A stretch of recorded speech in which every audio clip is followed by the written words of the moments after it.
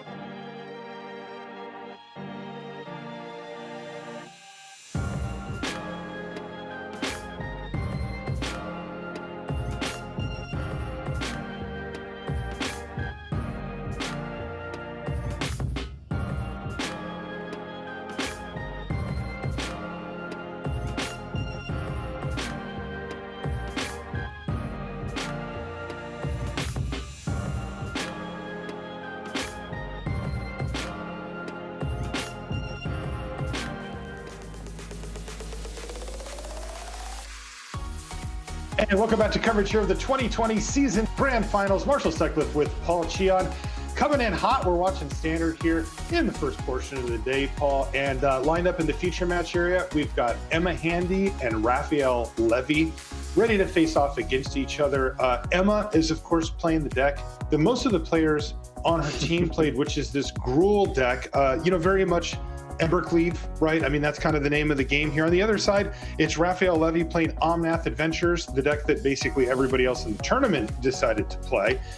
23 years on the Pro Tour for Raphael Levy, as he listed one of his greatest strengths. Interestingly, from Emma's side, she said that the format's all about invalidating the opponent's game actions, and she's decided to do that using that card you see kind of in the middle of your screen there, Embercleave. Yeah, yeah. You know, we've kind of seen this historically where if there is a deck that is kind of the consensus most dominant deck, a lot of people choose to play that deck, or alternatively, just try to beat them down with Embercleave. And that's what Emma's choosing to do here. And so far, it's been doing an incredible job. That team has put together an amazing record in standard with this Gruul aggro deck. Yeah, I think they were 8-1 coming in from overnight, which is like absolutely stellar against the field that we've got lined up here. I mean, this was a tournament that you had to qualify for by doing really well at another high level tournament that you also had to qualify for. And yikes! this is on mulligan too, by the way. So Raphael Levy's going down to 5, but guess what? You pretty much unmulliganed here, as Raphael Levy now has the 1-2 punch of turn 2 Clover into Beanstalk Giant, which is incredibly powerful. However, he also has a difficult decision here because he knows that he's playing against Gruul aggro, and Giant Killer is a phenomenal card in this matchup. So it looks like Rap's actually going to choose to bottom 2 lands here and hope to draw land number 3 to be able to get that Beanstalk Giant on an adventure. Makes sense to me. Keep the Raugrin Triumph. That one gives you access to white mana automatically. And this deck runs, what, 29, 30 lands or something? You're probably going to be able to hit by turn 3, especially if you're on the draw like Raph Levy is. So rough start for Raph on 5 cards, but a hopeful hand to say the least. I think that if you were going to sculpt a 5-card hand against the Gruul deck, this might be it. So not too bad for Raph. Now on the other side of the table, Emma, does she have the quick start that she's hoping for? Not really. Yeah, but that's the thing with this deck. It's not, one of those traditional aggressive decks where you're trying to curve them out 1, 2, 3, 4 necessarily. All of their threats just hit really, really hard. So you just need to make sure that you get in for a couple of hits. And then because the creatures are so big, if you just ever stick an Embercleave and your opponents can't resolve, oftentimes that just means it's game over.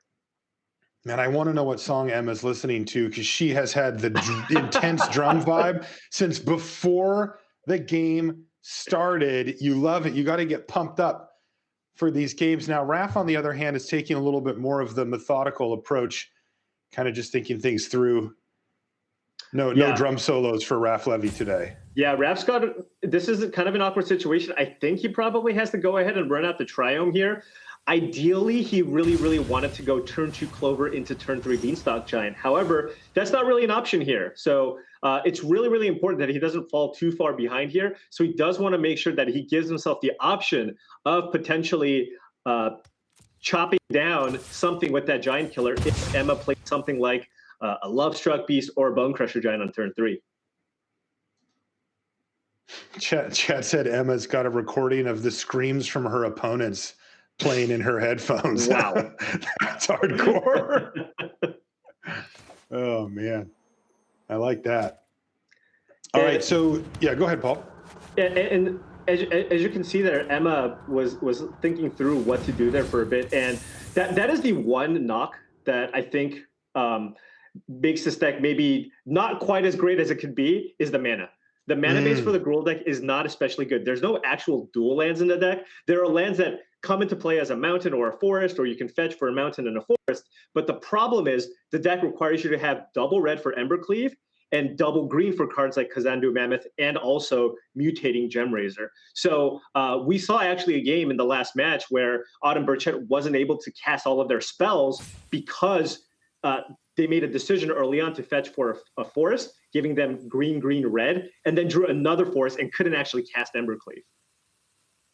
Interesting, right? We're talking about the 2-color beatdown deck in the format, and that's the one with the tough mana. Meanwhile, Raphael Levy is looking to try to cast a card that costs 4 of the 5 colors of Magic, and he expects to be able to do so on turn 4 or 5 most games. It's bizarre. Yeah. That's the thing. Oftentimes, when you kind of build a mana base and you look at these lands that come into play as a mountain or a forest, you're like, oh, it's a red and a green source. Well, not necessarily, right? There are oftentimes where your deck needs double red or double green, and in those situations, all of a sudden, you after you've made your decision, you don't have access to that mana anymore. So even in a situation like this, where Emma could have potentially cast double Edgewall Innkeeper if, for example, one of those mountains was a dual land, but Emma still with an excellent start here. 3 creatures in play, has the ability to play the Embercleave next turn. So Raph, has to be mindful of that. But he's also in a pretty good position because he's able to Beanstalk Giant here, get 2 lands, play an additional land this turn, and still have the option to basically get potentially 2 4-power creatures off the battlefield next turn. That's going to be huge. You see how this is lining up here for Emma. She's got the Embercleave in hand, the 3 creatures on the battlefield, the 2 red mana sources available. You know, the table's set, right, for a lethal attack. But boy, it could get ugly if she goes for it, throws the Embercleave on, say, that Stonecoil Serpent, and just gets 2 creatures killed by Giant Killer. Or chop down more accurately. So if I'm Emma, I'm actually just considering putting this Embercleave on the 2/2 Stonecoil Serpent. If you do that, that allows you to play around chop down. And because there's a Clover in play, you don't want multiple 4-power creatures in play anyways. Now, on the flip side of things, Emma also knows that Raph Levy only plays 1 copy of Giant Killer. So that's also something that you have to consider. But given that it's not that, you have to think Raph has something at this point on this turn. It also just makes sense to, potentially put your Embercleave on your smallest creature. Let's say Raph had something like a Stomp, right? You want to put it on your 2/2 Serpent because a Stomp would kill any creature on the board anyways. Right. Emma's got the War Drums bumping there, looking to try to find a victory here. I'm sure a lot of people are going to want whatever Emma's listening to right now. They want that mixtape. Yeah, I know. I'm curious too. So it looks like Emma may have gone to combat here. Raph Levy said, "Okay, well, if I destroy..." Emma didn't play a land. Right. If I destroy your creature, then you don't have the opportunity to Embercleave now. Yeah, and a really heads-up play by Raph, waiting till the combat step before making that decision. Given that they are now in combat step, if Raph Levy kills the 4-power creature, then all of a sudden, even if Emma attacks with both creatures, she does not have mana to cast the Embercleave. Looks like he may be dead anyway here, Paul. Yeah, he's going to be able to play a Beanstalk Giant here, block one of the Stonecoil Serpents, but the Embercleave should be able to get the job done. Embercleave on any creature is lethal. And I don't see any way for Raph Levy to stop 4 creatures here. Yeah. Yeah, Emma simply just needs to attack with all the creatures. Doesn't even need the Evercleave. No, in this case, Emma could just simply send in the team. She loves it. And right back to the war drum she goes. We're going to hit the sideboards here for our 2 players. A good fight there for Raph Levy. Remember, Raph was the one who ended up having a mulligan to 5. Emma was on 6 that game. But being on the play, definitely helpful for Emma Handy. And she's able to get the job done, pick up game number 1 pretty cleanly there, as Raph just really didn't have a whole lot of fight in him, even though his mana did end up cooperating ultimately. Yeah, he had plenty of mana there. The issue was he didn't find any of his adventure cards. Right. He needed basically Bone Crusher Giant or Brazen Borrower. If he finds either of those cards, that would have bought him a ton of time to be able to try to come back and hopefully buy himself enough time to find a Fae of Wishes or an Escape to the Wilds, one of his kind of action cards that lets him kind of get back into the game. Okay, players, you can see the sideboards there on the right-hand side of your screen. And I know that Raph Levy's sideboard might look weird to you at first because of all the one-ofs and just the single double there with the Chainweb Arachnir. But of course, this is a Wish sideboard. Granted, allows Raph Levy to search these cards up from his sideboard in the main. Like, basically, he gets to have access to these as main deck cards if he can resolve a Granted or 2 over the course of a game. And that does mean that the idea of traditional sideboarding where you're bringing in silver bullets or changing the complexion of your deck doesn't really apply to these decks. They have precious few sideboard slots that they can actually bring in. Yeah. Interestingly enough, Raph Levy actually sideboarded in a lot of cards there. If you saw, the team that he's playing with plays 2 sweepers in their sideboard. So they have both Storm's Wrath along with Shattered Sky. So I think he brought in at least one of those sweepers, right? Because when you're wishing, you only really need to go for one sweeper. Additionally, it looks like he also brought in the other removal spells. What was interesting is he brought in almost all the removal spells, which then makes his wishes, he doesn't have a lot of good, cheap, efficient wish targets. So that'll be interesting to see what happens if he does draw his wish granting fairies. Excuse me, Fae of Wishes. That was a little play design slip there. That might have been the original name. I love it. I love it.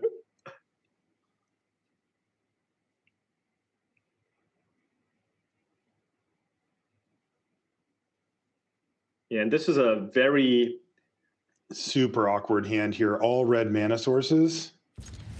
Well, there's a Crag Crown pathway.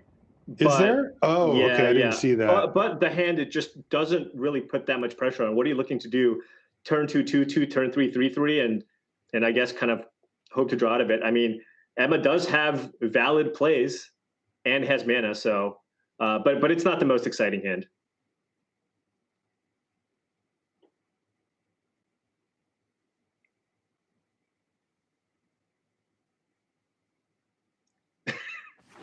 The turn 1 tank, and it's certainly a valid turn 1 tank because he is concerned about something like a Bone Crusher Giant. But at the same time, when you're playing against an aggressive deck, you just want to make sure that you kind of utilize the mana that you have available every turn to kind of survive the early game. So Raph choosing to play out the turn 1 Edgewall Innkeeper. 2 1/1s face each other down here.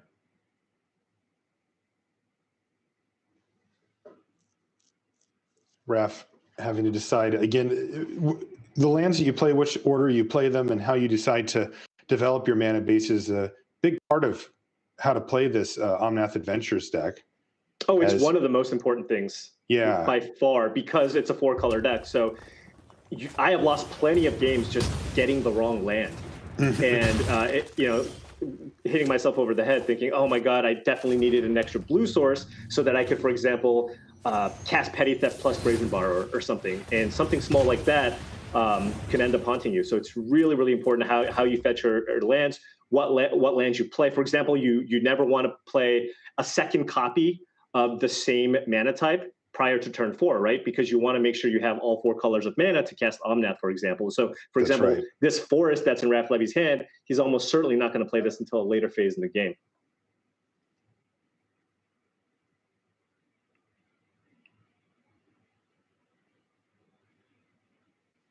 These decks also play 3 copies of 2 separate triomes, so you need to make sure that you double check that you've got the one that you think you have on the battlefield. Yeah, particularly the Raugan triome, adding white mana, where the other one doesn't. White is the splash color in this deck. Yeah, there's definitely variation there too. Some people play 4, some people play 6. I think it's really, really important to have one of those triomes on turn 1. It just makes your life so much easier when it comes to sequencing the rest of your lands. Also, because this deck plays so many lands in the first place, having all those cycle lands are also helpful in the late game, because this deck is definitely capable of flooding out.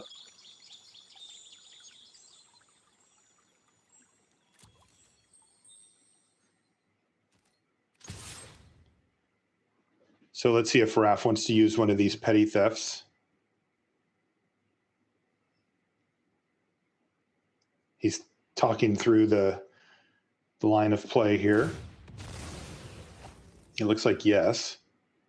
And as you can see, he also, if he goes into an island here, will have all 4 colors for Omnath, should Omnath appear.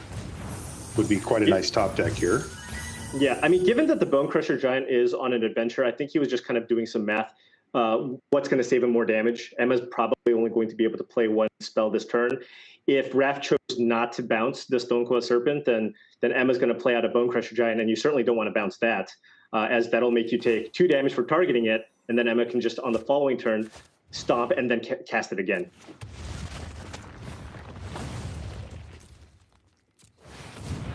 Wow. Tap land into just 3/3 Stonecoil again. Emma really respecting the singular copy of Giant Killer that Raph Levy plays in his deck. Wow. Not going for a max. Yeah. Stone Coil Serpent. My goodness, it's just the one copy, right? I believe so. He plays exactly one giant killer in his deck. Yeah. Wow, that's mad respect. I mean, you know how it is. Sometimes that one extra damage can matter. If you're playing Embercleave deck, the difference between a 4/4 and a 3/3 can be 2 extra damage as well. Yeah, definitely. I wonder if Raph's just kind of do the same thing that he did in the previous turn, or if he values the threat of an Embercleave a little more now that he's already kind of fired one Brazen Borrower off, and just kind of choose to take the damage here. He does have a lot of wiggle room, Paul. He's at 20 life, hasn't really taken anything just yet. So I could see it. You know that Raph is looking at his hand here and saying, okay, I've got Beanstalk Giant, so I'll be able to put that on the battlefield within a couple of turns here, but really would love to find one of those big heavy-hitting late-game cards, you know, an Escape to the Wilds. Or yeah, he has, so far, he has yet to find those action cards. Right. He hasn't found an Omnath. He hasn't found an Escape to the Wilds. He hasn't found a Fae of Wishes. So just any of those cards would mean that he can kind of get the ball rolling, because right now, I mean, these Brazen Borrowers, they certainly do an okay job of stalling, but you know, they're terrible blockers. They're basically only just here to kind of buy Raph some time. Is that another 3/3 Serpent? So it got bounced back to hand, and she played it as a 3/3 with 5 mana available. Yeah, and also chose to play it over the Bone Crusher Giant. So wow, does not want to be giant killered. There's a Kazandu Mammoth. In the meantime, first blood here, finally. Emma's finally able to connect, knock Raphael Levy down to 17 after a lot of hold up and wait there for Emma, who's really just been casting Stone Coil Serpents and have them bounce for this game outside of the early interaction with the Bone Crusher Giant. My only question about not playing the Stone Coil Serpent as a bigger creature is, like, at some point you're going to also play that Bone Crusher Giant, right? So so it's gonna, you know, you're going to have a target for that either way. But yeah, for sure. I mean, when the opponent only has one in their whole deck, I think you just jam it, right? Yeah, typically you try not to play around kind of the one of, unless you're so far ahead that you can play around it, which I don't think Emma is in that situation. Okay, well, Emma now is going to survey the scene, and it looks pretty good here. Raph Levy, yes, has a massive 8/8 blocker, but Emma has a ton of mana and a lot of options here. You see the Embercleave. You could see Emma setting up perhaps for next turn with a Kazandu Mammoth, leveraging Shatter Skull Smashing or Thundering Rebuke. Okay, so I think Emma has lethal. So if you go Thundering Rebuke on the Beanstalk Giant, that means it takes 4 damage. And then the Embercleave allows you to trample over for the rest, I believe. Well, actually, no, let me think here. Hey, it looks like Emma agrees with that initial thought there, Paul, because we see that hit. So whatever happens here, this means that whatever Beanstalk Giant blocks will live and also kill the Beanstalk Giant, right? Because now, even with the Stone Coil Serpent, if you Embercleave the Stone Coil Serpent, it's going to have 4 power. So you're going to be able to kill the Beanstalk Giant and still trample for an additional 4 points of damage. And that means that Emma will be able to get in here for 13 damage while also cleanly killing that Beanstalk Giant. Okay, so not quite enough for lethal this turn, but an extremely productive step towards a match win here for Emma Handy, already up a game. And Raph Levy, you know, you'd think an 8/8 would be big enough. Nope, not against this Gruul deck. Yeah, so I mean, Raph already can kind of see what's happening here. I wonder what outs does Raph have here, assuming that Raph's surviving here? Shatter the Sky. Shatter. He just boarded in a Shatter the Sky, so he can just naturally draw it, which would be really, really strong. He could also find a Wish and Storm Draft. That would also work. Okay. Right, because the Kazandu Mammoth is only a 5/5 during Emma's turn. Right. Forest, and instead, not the it's answer. a forest to lock it up here for Emma Handy played patiently, waited, and rocked out to the victory, Gruel style, in a quick 2-0 there over Raphael Levy. Well done, Emma. She's going to keep on progressing through the tournament here. Great stuff from her, though. Super sweet energy in the on the camera there. You know, got the music going. I got to say, it really fits the archetype as well. So everything lined up there for Emma Handy, who is with day 9 right now. Continuing the tear with the near undefeated Gruel Adventures in Standard, we got Emma Handy. Thanks for joining us, Emma. Love to be here. Listen, if you see me, it's always a good sign. I do want to ask. That's what I'm saying. We saw Autumn have a really tough round against against Omnath Adventures, but you won your game unbelievably fast. Is this typical for the Gruel Adventures list? So a lot of it kind of comes down to there being specific power cards that can be really hard for the Gruel deck to actually beat. There are some versions that have, say, Shadow the Sky in their Fae of Wishes board, which makes Fae of Wishes a hard card to beat. Or Lovestruck Beast can be hard to punch through sometimes. But if they don't have it, they have a hard time actually playing defensively. I want you to tell me a little bit about the development of this list, because I recall you telling me that you came up with this about 2 days before the event and just kind of started tuning it the last second. We came up with this 9 hours before submission. So it was 1 or 2 a.m. We're looking over lists and we go, wait, we don't think Rakdos and Dimir are going to show, right? Those are the only decks Gruel loses to. Will y'all humor me and play a few games against this stock list? And I just crushed them, but we think the deck is bad. So I end up just tuning it, changing the list and posting a new list like every hour, almost every hour up until it was time to submit. And, you know, it's treating us pretty well so far.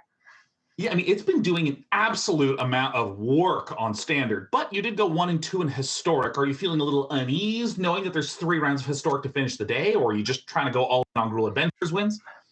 So, I mean, obviously, I'll take my wins where I can get them. I'm not picky. I was dealing with some personal stuff yesterday that led to me playing bad in one of my losses where I think I would have won otherwise, and I don't have to deal with it today. You know, under the weather, whatever. But my other loss was a mirror, so it's hard to feel too bad about my deck, especially when Autumn started 3-0 with the same list.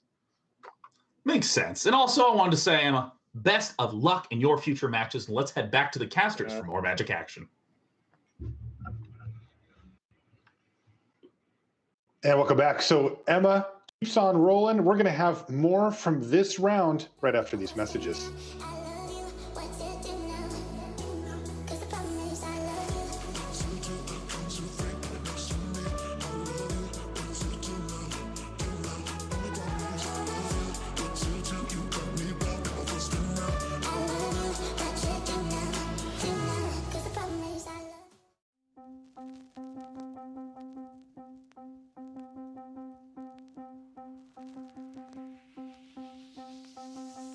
Drink a little water, feel a little better. You do what you gotta, babe. Breathe a little air. Bring life into your muscles, instinct for a living man. Oh, but there is one thing you're all forgetting. That endless morning will turn to night. And when you're dreaming, you will be seeing a little demon dancing around. Baby, there is only one way, and that's the slow decay. Get a little earthy with me, I'll pull you down like rings. I'm tired, I can tell from your shape. Feeling sleepy, yeah, you can beat the slow decay.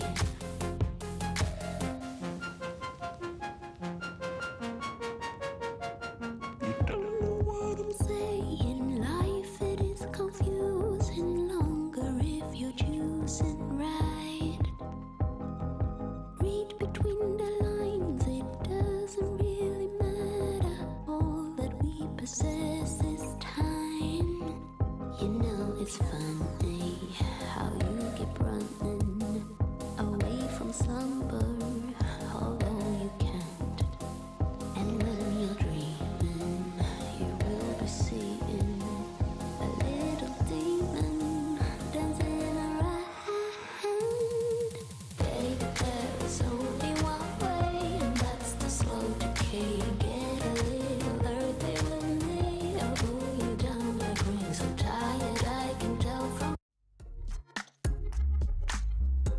Hey, welcome back to coverage here of the 2020 season grand finals. Marshall Sutcliffe with Paul Cheon. Paul, we've got more action here from this round. We have Austin Bursavich sitting across from Seth Manfield, and these players have a ton on the line. They're both sitting at a 6-1 record as we come into the match. That's Demir in the hands of Seth Manfield, Omnath in the hands of Austin. 6-1 means that the winner of this match gets to play for the privilege of playing a winning end for the rest of the day. Any player who makes it to that 8-win threshold is going to be in the top 8. So if you can pick up this match win here, every match you play for the rest of the day is a winning end for top 8. That is where you want to be, especially considering that we're only in the second round of the day here on day number 2. Now, as we come into the match, Paul, Austin has won game number 1. We're coming in on game number 2. He won about a 20-minute slugfest there in game number 1 and looking to finish things off here against Seth. Yeah, and I mean, it must be an incredible feeling, right? Once you pick up, if you're able to clinch that top 8 early, that's it. You're done playing Magic for the rest of the day. Yeah. So these players could be done before they even have to start playing Historic. Incredible. Right? Go grab a sandwich, watch the stream for the rest of the day while you've already locked up your top 8 seat. Oh, man, that's the dream.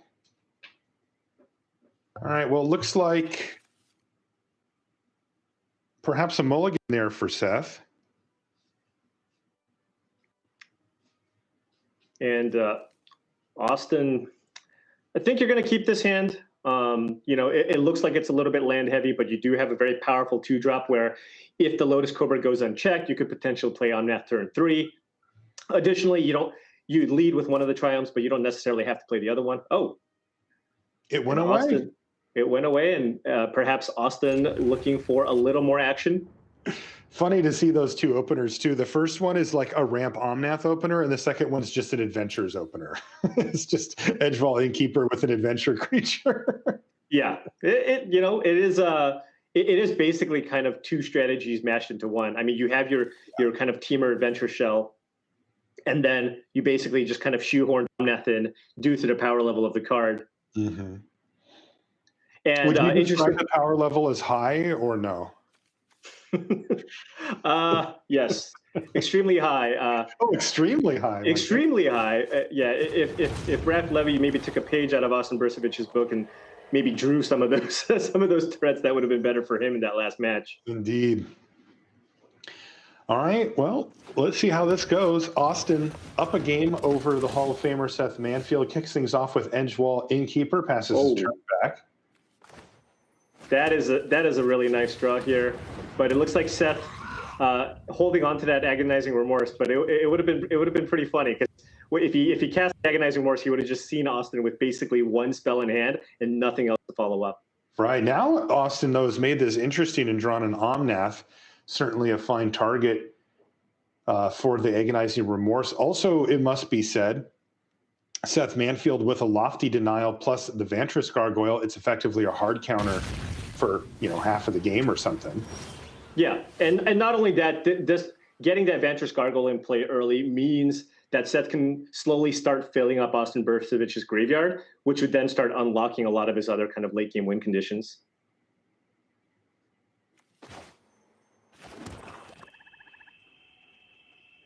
I think the only thing Seth is considering here, I think he's ultimately going to probably choose to just pass and see what happens. Oh, look at this aggressive. I am getting every play wrong. I have not played this deck much yet, but I'm loving this. He's like, what's the worst thing that could happen here, right? You're Lucky Clover. You're going to do a Beanstalk Giant or something. Oh no, Lucky Clover is the literal worst thing. That's the worst case scenario for Seth. Oh man! But the thing is, actually, this makes sense from Seth's perspective because Seth tapped out to play Vantress Gargoyle on turn 2, right? So if Austin Bursavich had a Lucky Clover to play on turn 2 with an untapped land, he would have, right? For sure. So given that, I think Seth, deduced that the worst thing that Austin Bursavich can do on turn 3 is probably just play an Adventure Creature, right? And if he does, he probably has some answers, but he really wants to get these Vantress Gargoyles online so he can start using them to block and attack. Now, when he sees this Lucky Clover being played on turn 3, I'm sure he's going to probably be like, "Oh, wow, you probably top decked it here." Yes. Now, Austin could also maybe choose to do something else here and just run out the Bone Crusher Giant to just put some pressure while also attacking, because these Vantress Gargoyles currently can't block. Right. They got to have 4 more cards. Attack. They can't block or attack currently.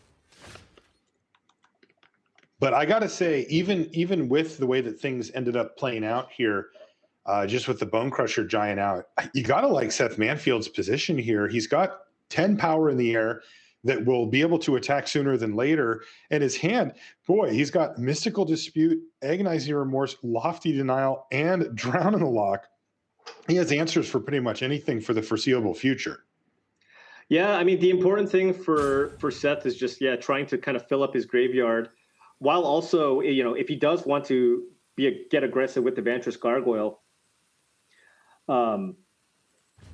he's going to need to fill up the graveyard quickly. And if he wants to block, he needs to make sure that he keeps 4 cards in his hand.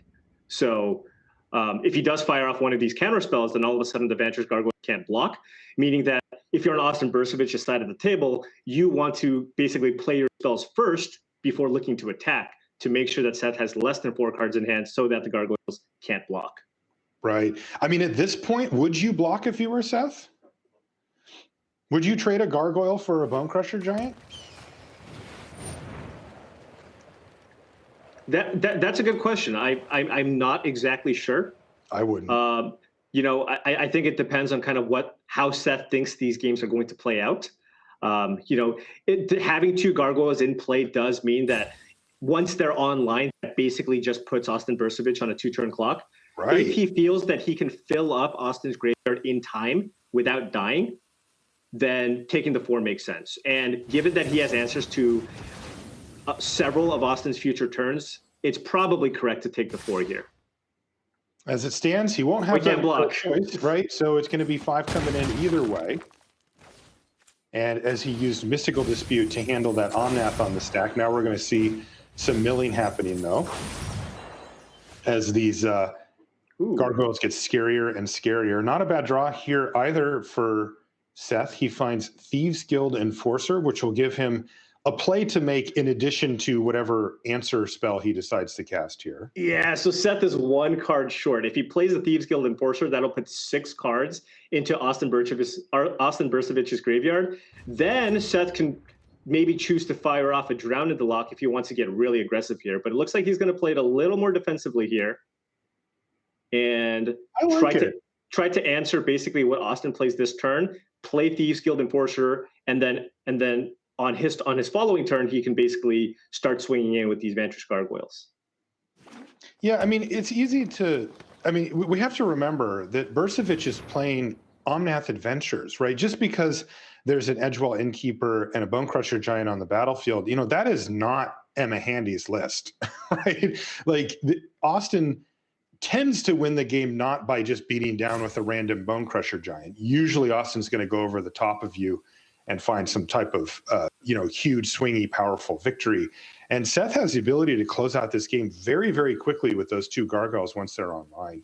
Yeah, not only that, I mean, the Thieves Guild Enforcer is also just a flash Death Touch creature, right? So he could just use that as kind of his defenses to basically just trade with his Bone Crusher Giant and then just kind of seal the deal with these Gargoyles.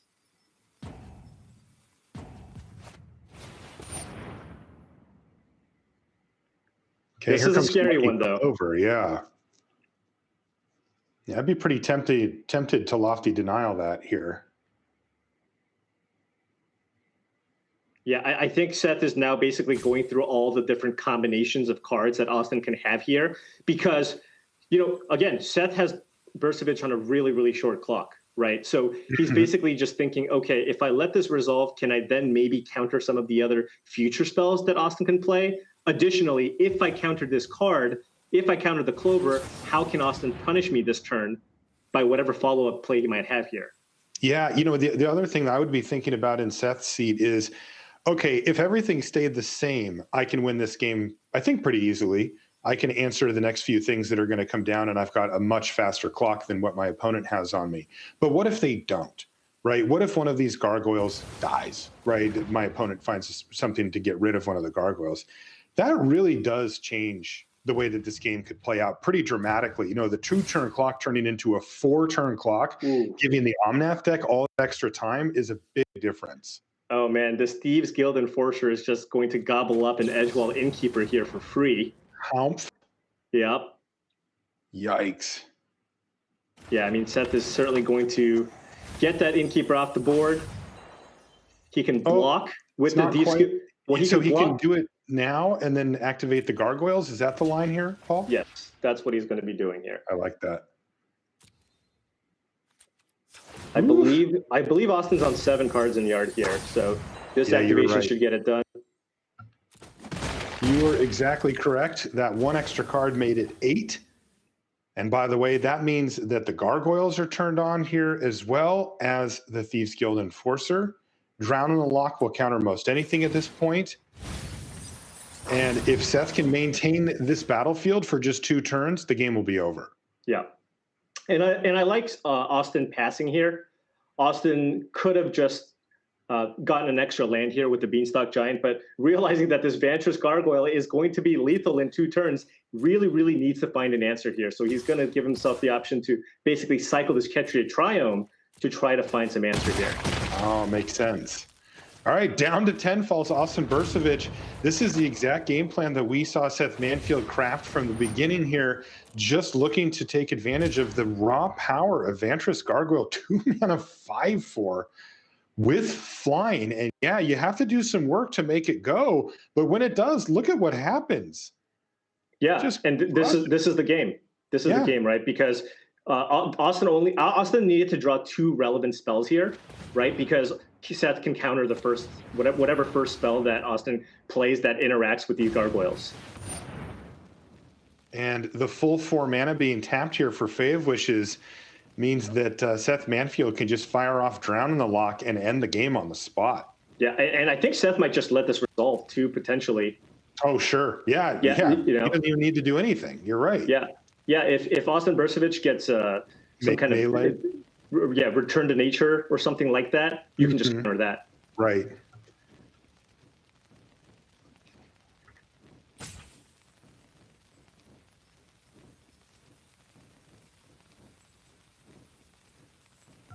Man, these Vantress Gargoyles, they hit Finally, so somebody hard. did something with that card, right? I mean, I remember seeing it and being like, wow, like those stats are crazy, and it enables itself, right? It's not like you need to pair it up with other cards to make it work. Yeah, it's slow, but still, you're getting some serious power and toughness there. And yeah, just never really found a home until now. Yep. And there we go. Counter the only potential blocker here, and in comes the team. This is a lethal attack from Seth Manfield, and Seth is going to even things up at 1 game apiece. Again, coming into the round, these players were 6-1, right near the top of the standings. And what that means is, remember, if you get to 8 wins here on day 2, you're in the top 8. It's just a hard threshold. To get that 8th win, you're in. And that means that the winner of this match will improve to 7-1, and every match they play for the rest of the day will be a win and in for top 8, which is, I mean, not only is it just awesome because the players won't be used to having that luxury, but also mathematically, it just puts you as a massive favorite to make the top 8. You just have to win 1 match out of 4 left. It's not that, you know, you're highly likely to do so, even if you're only 50-50. Right. Yeah, I mean, both of these players, of course, will still be in good position, even with a loss. They're at 6. After this, they'll be at 6-2. So they will have 4 opportunities to win 2 matches. But yeah, I mean, again, having the chance of just being able to play 1 more round and that's it has to be a great feeling. And so this. I'm not sure if Austin is going to look to mulligan aggressively, but you know, this is the matchup where basically it's really important for if Austin gets to resolve a Lucky Clover on turn 2, there is basically nothing Seth that can do in the Dimir colors that can actually interact with that Lucky Clover. So if he can stick that Lucky Clover on turn 2, it's going to put him in a such a good position here, such an overwhelmingly good position here to basically fight whatever Seth is trying to do. Because once that Clover resolves, not only, of course, does that turn on your Beanstalk Giants to let you get a huge mana advantage? But also, all of a sudden, your Bone Crusher Giants are able to deal with the problematic creatures that Seth has in his deck. The Soaring Thought Thieves can now be answered. The Vantress Gargoyles can also be answered with those Bone Crusher Giants. Yeah, it really can't be overstated enough here how important it is if Burcevic can sneak that Lucky Clover onto the battlefield. Seth just has actual no way to interact with it once it's resolved. You know, oftentimes these decks, these Dimir decks, or particularly the more traditional rogue builds, will have, even if it's not the cleanest answer, they'll be able to like petty theft it back to your hand and then counter it on the way back down in a pinch. And Seth doesn't have access to Brazen Borrower at all. So very, very interested to see if Burcevic can find a Clover here to play on turn 2 on the play. He's got it. That is an ideal opener here for Austin Burcevic. Perfect. Just perfect. It's exactly what you want. You want turn 2 Clover, Beanstalk Giant, and Fae of Wishes and lands. That is what you want. That's it's right. Not even really about the Omnath in this specific matchup. It's really about the Clover. Yeah, advantage bar is to Austin here in this opener as he gets to resolve a Lucky Clover on turn 2, and it'll stay there for the rest of the game. Really great draw here from Austin Burcevic. You know, one of the things that doesn't stand out necessarily about how difficult it is for Seth is that since he has built his deck in many ways around a lot of counter spells, you know, when you cast this adventure card with Lucky Clover, it just puts the copy on the stack. You can counter one of them, but you're going to get one of them through either way, and it makes counter spells look so much worse. And look at this opener here from Burcevic. Clover into Fertile Footsteps, and Seth Manfield must just be reeling here. Yeah, Austin's got 6 permanents on the battlefield on turn 3, right? And next turn he just has so many more options. I mean, being able to Fae of Wishes for 2 cards is so huge. Seth he can counter one of them, right? But whatever the follow-up that Austin's going to have, Seth won't have an answer to. Yeah, and this is just so rough. I mean, Seth hasn't played a spell yet. Like, he's done nothing. Look at the advantage just on a snapshot. Oh, a second copy of Lucky Clover. And thanks to having resolved that double Fertile Footsteps last turn, he can even pay for Mystical Dispute if Seth were to go for that. I think you just go for it. I mean, many of Seth's counters are what we like to call soft counters, right? Yep. You have to pay some mana, or for Drown in the Loch, there's some kind of condition that you need to fulfill before you actually have it be a hard counter. So now, Austin Burcevic is going to be able to wish for 3 cards here on turn 4. And this is what we were just talking about. Seth Manfield has a counter for this Fae of Wishes, and relevancy low. This is just not going to get the job done. I mean, honestly, this is probably just the match ending right here. Yeah. I mean, Clover is so huge, especially in conjunction with the Beanstalk Giant and the Fae of Wishes. And if you get that draw and you're on the play, I mean, the Dimir deck almost has no chance of being able to fight through basically, you know, all of this card advantage. I mean, let alone any deck, right? I mean, this is kind of the reason to play this shell, right? Lucky Clover is such a difficult permanent to deal with that oftentimes, you know, people a lot of the time talk about the power level of Omnath in the format. But Lucky Clover, I think, is comparable because look at what you can do when you have this on the battlefield. There's just not a lot of ways to get it off the board. And then once you get going, all of a sudden, you know, you're just so many steps ahead of whatever your opponent's trying to do. Yeah, steps indeed. This is really the biggest weakness of the list that Seth Manfield brought to the table. You know, basically every other deck in the field has some way to interact with a Lucky Clover at some point. And Seth, you know, facing down one on turn 2 into Fertile Footsteps was just a disaster. And he has done nothing relevant this game. Like, literally, Seth Manfield hasn't cast a relevant spell at all so far, and finds himself in a desperate situation already. Yeah, Seth kept a highly reactive hand, but it also didn't have an answer to. Well, I guess he can never have an answer to Clover. So I'm wondering if you're on the draw in this matchup. I'm wondering if you're supposed to maybe look for a more aggressive start, or alternatively, just kind of basically hoping that your opponent doesn't have the turn 2 Clover. That could also be kind of the strategy. The strategy is hope your opponent doesn't draw their best card against you. Yeah. I like it. I like it. I mean, that's what I would hope for if I'm playing a lot of times. And I guess I play like a Hall of Famer because I find myself in the same spot that Seth does pretty often too. All right, Vantress Gargoyle off the top. Heck yeah. Heck yes. Yeah. I mean, think about it this way. Seth's entire deck is just basically trying to one-for-one your opponents until you can kind of refill with Into Destroy. But now, I mean, look at just all the resources that Austin has available to him, right? I mean, unreal.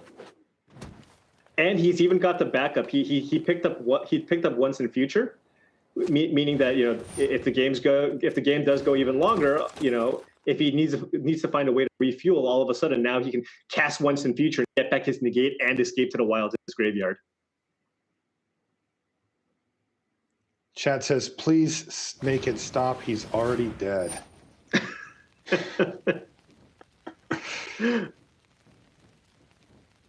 Austin Burcevic gets to play with his food a little bit here, have a little fun, kind of flexing the raw power of the adventure side of this deck. You know, no Omnath in sight. Who needs it?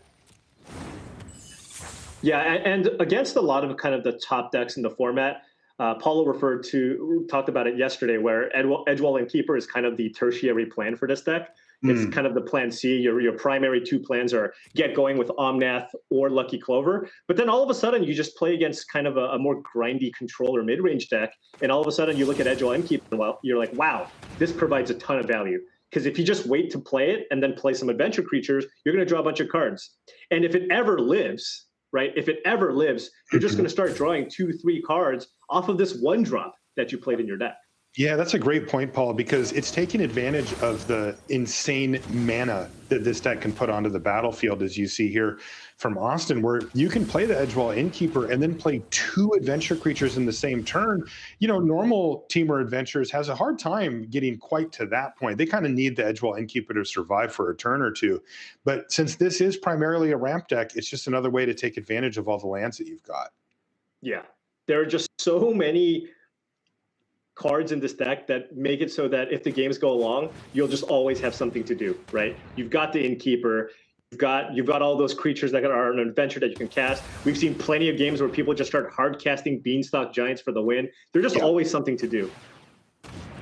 Yeah, that seems to be one of the most common ways to win, because people fight over Omnath or over Lucky Clover or something like that. And then when the dust settles, you look over at your adventure zone and you're like, well, I've got a Bone Crusher Giant and a great Beanstalk Giant, and I'll just win the game that way. Oh, God, was that another escape to the wilds? Goodness sakes. That was an escape to the wilds. And now with 2 Lucky Clovers on the battlefield, every time you cast Fertile Footsteps, it's mana neutral. You just put 3 lands onto the battlefield, and it's replaced itself until you run out of basics. That's what I was going to say. That's also why you see Seth activate the Vantress Gargoyle here, just hoping to bank a basic off the top of the library and hope that there's just no more in there. Instead, it was a different land, a pathway, but... Yeah. So the real question now becomes, how much more of this can Seth take? Or maybe Austin Burcevic will fly too close to the sun and get decked here or something. There's still no battlefield for Austin. It's just all lands and clovers. Yeah, the thing is, I mean, he's got that negate in his hand too, just for a little bit of backup. And he's just up so many resources. We see the Omnath, we see the Beanstalk Giants, there's Bone Crusher Giants. I mean, he's not in any danger of dying. This Vantress Gargoyle doesn't really matter. So Austin basically can just systematically just pick apart whatever Seth might have and just kind of run Seth out of whatever removal spells or counter magic that he might be playing with.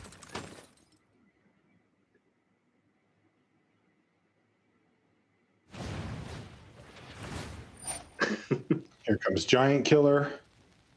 Yeah. 1 mana, 1/2, draw a card. Or enter the battlefield, draw a card. That's right.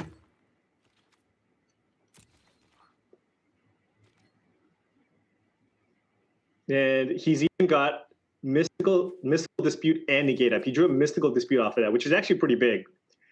Which means now he can find more ways to win counter wars, because he's never going to run out of mana. And Seth, you know, he's been playing the game fair. playing one land a turn. I mean, come on, who does that? Right? Primitive. Yeah. I guess the one thing to note here, I don't think it's going to be an issue, but Austin is down to 6 minutes. So, but we are getting very close to the point where now Austin's just going to just keep deploying threats onto the battlefield, and then Seth is eventually going to run out of cards. Right, it's just going to overwhelm him.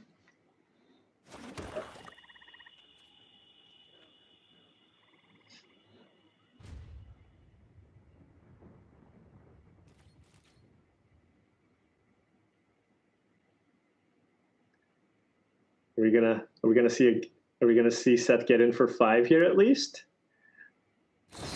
It'll be his last window to do so before the Giant Killer's online. Uh-oh, are we going upstairs here with this stomp? It looks like it. Yep. Of course, each of these now represents 6 damage. Yeah, 2 mana, 6 to the fade. Now Austin has now transitioned into the burn phase of what this deck can do, apparently. Austin can just pick and choose however he feels like winning this game. He can fling a giant. He can just cast a bunch of creatures. He can start burning Seth MANFIELD. Looks like this end of the story is going to get countered. Oh, no, this mystical dispute, though. Yeah. Ooh. This something like this typically prompts the concession. It does. I mean, you're like, really? Come on. Like, I thought I found the window. I thought I found a window to at least get this off. But now, I mean, And by the way, all 6 damage went upstairs there. The Vantress Gargoyle, not even a consideration at this point. And here's Omnath. A little late to the party, but hey, always invited. Back up to 24, plus his Fabled Passage. Yep. So if there's a basic hiding in there, and it looks like there is, then there's going to be a big mana bump on top of already having a heck of a lot of mana. Here comes Fey Wish this time 3. All right, all right. Primal Might, nice. Are we gonna? Does he have mana for like Primal Might plus Fling? Well, it looks like that's what he's going for here. It does actually look like that's what he's going for, and that's actually going to prompt the concession because Seth MANFIELD's completely tapped out. So Primal Might, one of these creatures, kill, attack, gets you dead, and that's going to do it. Austin Bursavich moves dangerously close to top 8 here, as he's only going to need to win 1 match for the rest of the day to secure that seed. That's going to do it for this one. We'll be back with more right after this.